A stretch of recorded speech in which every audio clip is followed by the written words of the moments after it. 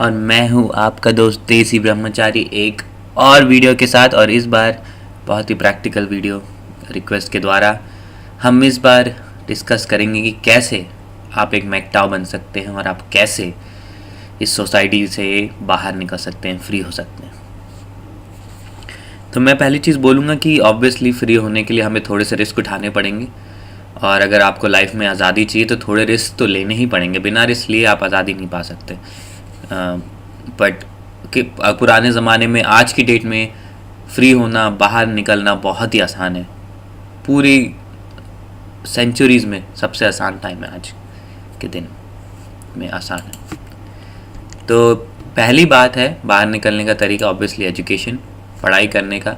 अगर आप लड़कियां और दिखावे और इसमें अपना टाइम बर्बाद नहीं करते हैं तो आप सीरियसली अपनी पढ़ाई पे ध्यान दे सकते हैं, एजुकेशन में।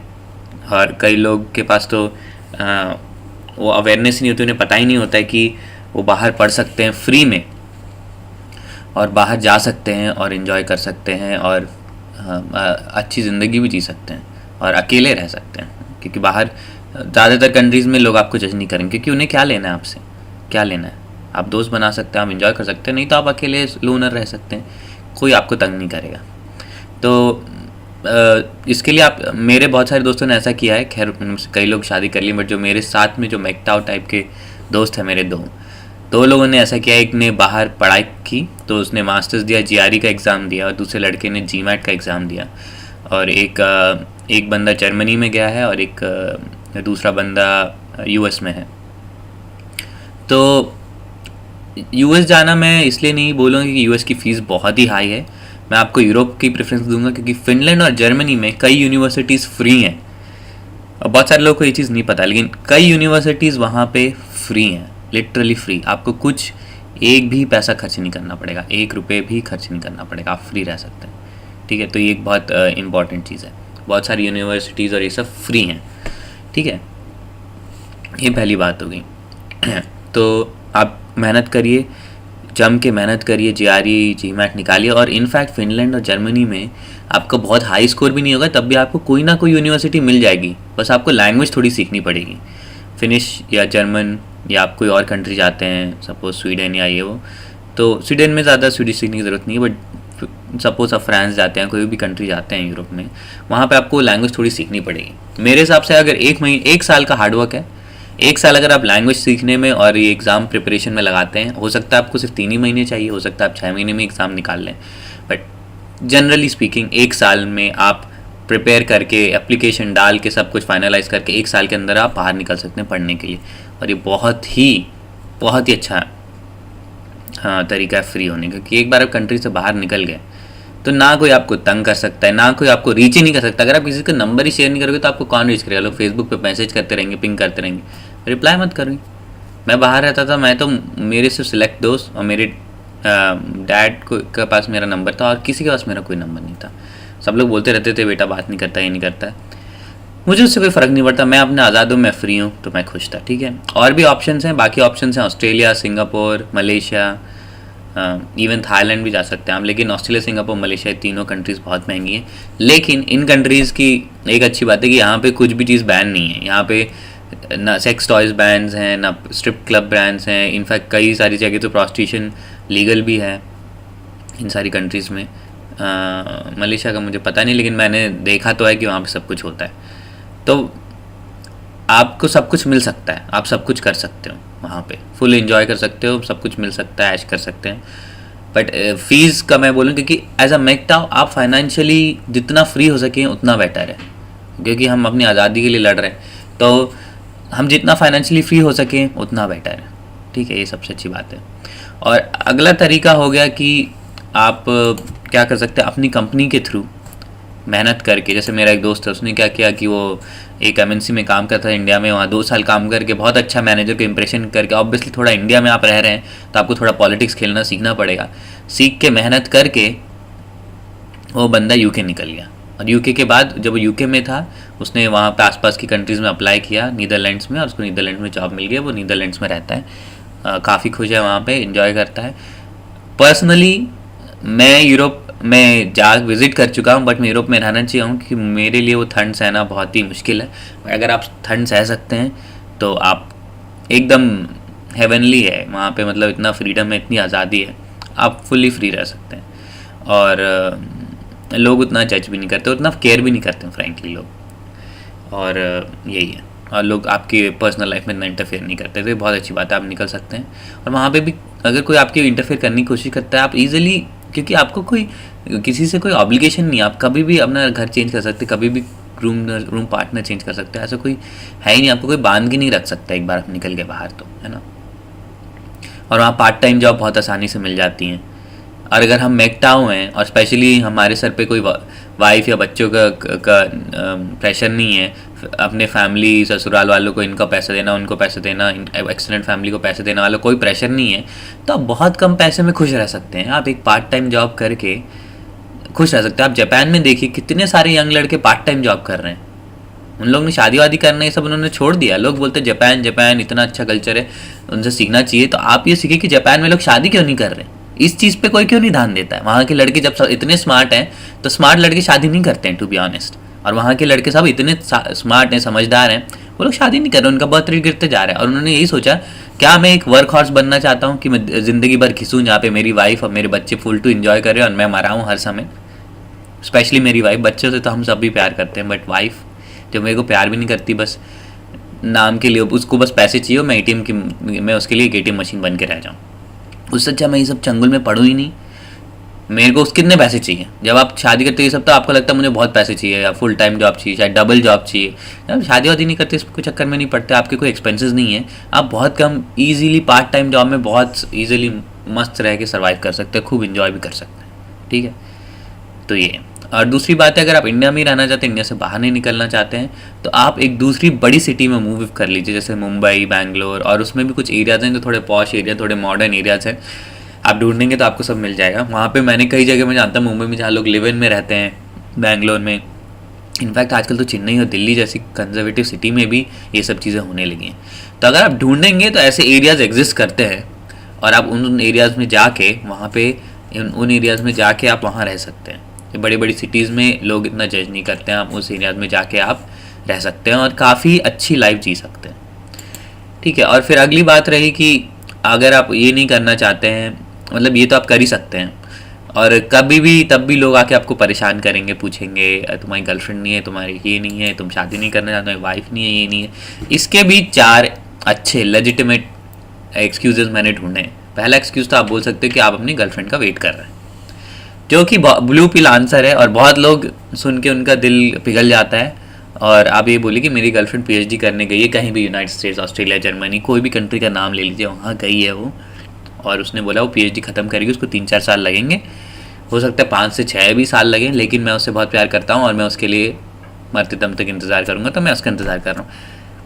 लोग इस आंसर से सेटिस्फाई हो जाते हैं, मोस्ट ऑफ द लोग। कुछ लोग बोलते हैं अरे बेवकूफ़ हो गया, लेकिन तुम मुंह पे नहीं बोलेंगे, आपके पीछे पीछे बोलेंगे बेवकूफ़ आदमी, एकदम लड़की के प्यार में पागल हो गया। बट ये आंसर से लोग आपको तंग नहीं करेंगे, छोड़ देंगे। ठीक है, फिर उसके बाद दूसरा आंसर आप ये दे सकते हैं कि आप बोल सकते हैं कि भाई मेरे को कुछ डॉक्टर ने डायग्नोस किया, मुझे कुछ फर्टिलिटी प्रॉब्लम्स हैं, मेरा स्पर्म काउंट नहीं है या मेरा इरेक्शन नहीं होता, कुछ भी बात है, उतना पर्सनल डिटेल में जाने की ज़रूरत ही नहीं। आप ये बोल सकते हैं कि मेरा डायग्नोसिस हुआ है नीचे और मेरे सामान में कुछ प्रॉब्लम है, डॉक्टर ने बोला नीचे जो मेरा सामान है उसमें कुछ प्रॉब्लम है, तो मैं बच्चे नहीं कर सकता, तो मैं शादी करके कोई फ़ायदा नहीं है, मैं क्यों करूँ शादी, क्यों मैं अपनी वाइफ को दुख पहुँचाऊँ जब वो किसी और के साथ बच्चे कर सकती है। तो as a good will, good naturally आप ये आंसर कर सकते हैं। थोड़ा सा एम्बैरेसिंग है, बट क्या फ़र्क पड़ता है, 5 मिनट का एम्बैरेसमेंट लेके अगर आपको ज़िंदगी भर की आज़ादी मिले तो क्यों ना ये एम्बैरेसमेंट झेले। मैं तो पूरा झेलने को तैयार हूँ, और मैं ये आंसर दे चुका हूँ। और बहुत लोग धड़ाक से बोल देते हैं, दुख के चेहरे से आपको छोड़ देते हैं बेसिकली। अगला आंसर है, फोटो देख के आप बता सकते हैं, आप ये बोल सकते हैं कि आप गे हैं। ये आंसर ज़्यादातर लोग शॉक हो जाते हैं, उनके चेहरे का रिएक्शन देखने लायक होता है, कभी कभी तो बहुत ही कॉमेडिक लगता है ये जब मैं ऐसा आंसर लोग को बोलता हूँ। और ये भी एम्बैरेसिंग है थोड़ा। इंडिया में धीरे धीरे ओपन हो रहे हैं लोग इस बारे में, लेकिन क्या फ़र्क पड़ता है जब लोगों को ये पता चलता है गे है, तो वो वैसे ही आपसे डिस्टेंस रखने लगते हैं। सिर्फ जो बहुत कम सिलेक्टिव ओपन माइंडेड लोग हैं वो आपसे दोस्ती रखते हैं। साउथ ईस्ट एशिया में आप बोलोगे गे तो आपके पीछे लड़के भी पड़ जाएंगे कि भाई ये लगे लड़का गे, चलो मेरे को आपसे डेट करना है। तो ऐसा भी हो सकता है। बट जनरली आप इंडिया में बोलेंगे कि आप गे हैं तो लोग आपको काइंड ऑफ अजीब सी निगाहों से, नीची तो नहीं, लाइक डिस्टेंस, आपसे डिस्टेंस बना के रखेंगे। और ये आपके लिए अच्छा है, जमेक्टाओ आपके लिए बहुत अच्छा है, क्योंकि आपको इस टाइप के फालतू नाटक हैसल में इन्वॉल्व नहीं होना पड़ेगा और आप आज़ाद रह सकते हैं, हम फ्री में रह सकते हैं बिना टेंशन के, ठीक है। और अब ये है कि अब ये सब तो हो गया, आप ये बोल ही सकते हैं कि ऐसा भी हो सकता है, वैसा भी हो सकता है, ये सब बातें हैं, बहुत सारी फैक्टर्स हैं।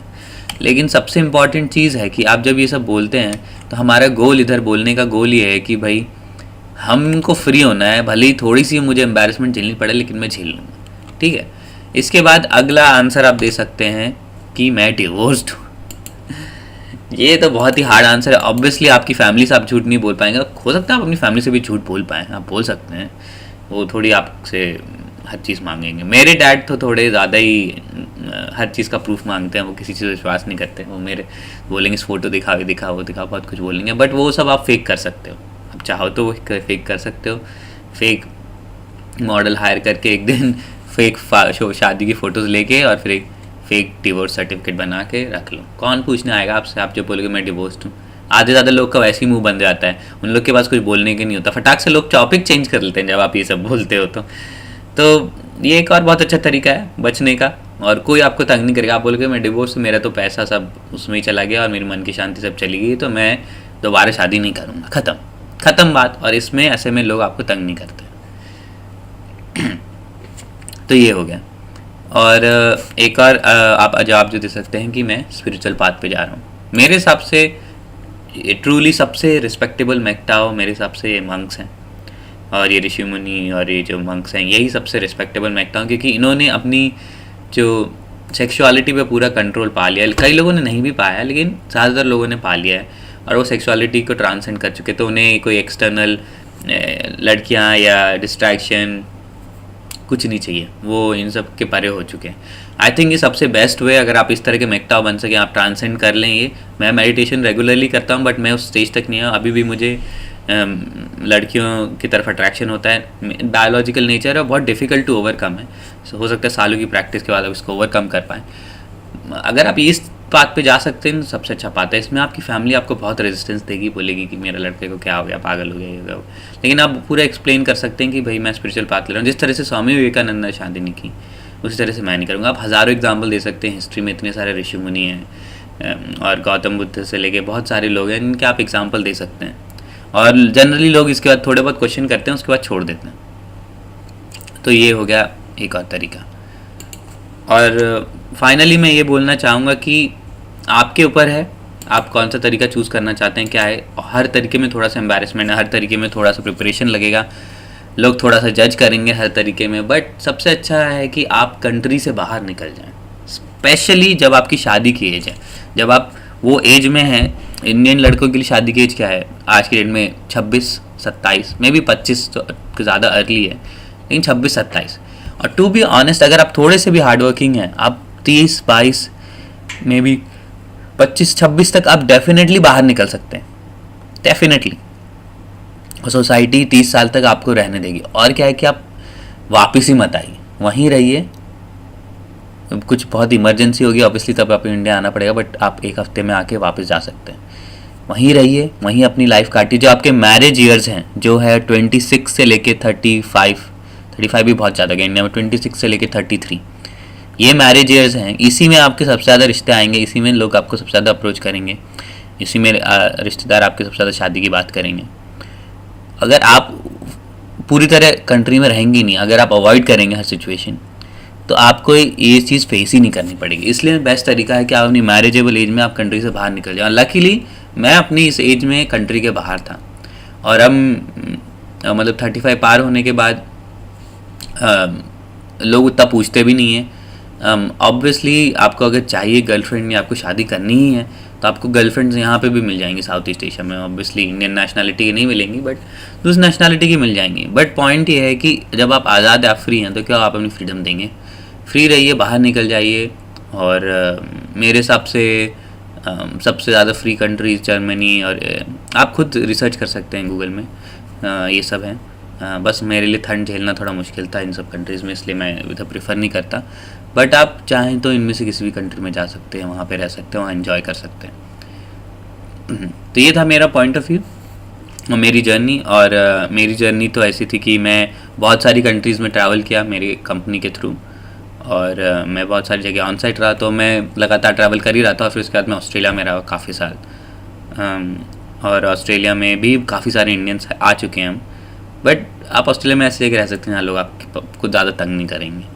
और मेरे हिसाब से सबसे बेस्ट साउथ ईस्ट एशिया, आप वहाँ पे रहेंगे तो यहाँ पे इंडियंस हैं भी तो कम है, और कोई इंडियंस यहाँ पे ज़्यादा दिन रहते नहीं हैं। सब लोग को यूएस, अमेरिका, इंग्लैंड, ऑस्ट्रेलिया जाने की पड़ी रहती है, तो उनको जाने दीजिए, आप अपना फ्री रहिए। और यहाँ पे हर टाइप के एंटरटेनमेंट के माध्यम है। अगर आप लड़कियों के साथ एंजॉय करना चाहते हैं तो वो सब भी हैं यहाँ पे, मसाज पार्लर से लेके स्ट्रिप क्लब से लेके सब कुछ है यहाँ पे। नहीं, और अगर आप स्पिरिचुअल पाथ जाना चाहते हैं तो वो सब भी है वहाँ पे। यहाँ पे हर टाइप के स्पिरिचुअल टेम्पल्स हैं, हिंदू से लेके बुद्धिस्ट टेम्पल से लेके स्पिरिचुअल न्यू एज रिलीजन, सब टाइप के रिट्रीट्स हैं। क्रिश्चियनिटी, जो भी है आपके, इस्लामिक बिलीफ, जो भी बिलीफ्स हैं आपको हर टाइप के रिट्रीट्स मिल जाएंगे यहाँ पे, और आप उस स्पिरिचुअल पाथ पे जा सकते हैं। और आप यहाँ हायर एजुकेशन भी कर सकते हैं। तो पूरा आपके ऊपर है, आप जिस तरह से पाथ लें। मेरे हिसाब से तो बेस्ट पाथ ये है कि आप कंट्री से बाहर निकल जाएं। कंट्री इंडिया में सिर्फ इमरजेंसी हो, मतलब लिटरली जब किसी की लाइफ और डेथ वाली सिचुएशन है, कोई बहुत ही सीरियसली सिक है, ऐसी कोई बात है, या किसी की शादी, कुछ इंपॉर्टेंट इवेंट है, मैं तो बोलूँगा आप अवॉइड ही करें शादी वादी जाना। बट सपोज आपके सगे भाई या किसी की है, तो आप 1-2 दिन आके, एक तो 4-5 दिन रह के फटाक से बाहर निकल जाइए। मेरे हिसाब से वो बेस्ट तरीका है, क्योंकि जितना आप डिस्टेंस बना के रख पाएंगे फिज़िकली, ये जो ब्रेन वॉशिंग से है, उतने आप आज़ाद रह पाएंगे। तो ये थे मेरे पॉइंट्स। अगर आपके पास कुछ अच्छे आइडियाज़ एंड सजेशंस हैं, प्लीज़ कमेंट्स में लिखिए, मैं भी जानना चाहूँगा। और अगर आपके पास और भी कुछ आइडिया फ्री होने के, मैं तो फ्री हो चुका हूँ, मैं बहुत खुश हूँ उसको लेके। बट अगर और भी कुछ आइडिया तो नीचे कमेंट सेक्शन में शेयर करें, कि बाकी हमारे जैसे और भी मैकटाओ भाई लोग आज़ाद हो चुके हैं। तब तक के लिए शुक्रिया, अलविदा, और शुभ प्रभात, शुभ अपराह्न जहाँ भी हैं। टेक केयर भाई लोग। और अब आपको आज़ादी की स्ट्रैटेजी मिल चुकी है, तो आप लोग के पास कोई एक्सक्यूज़ नहीं है, पूरी तरह कोशिश करिए, आप ज़रूर आज़ाद हो सकते हैं। बाय।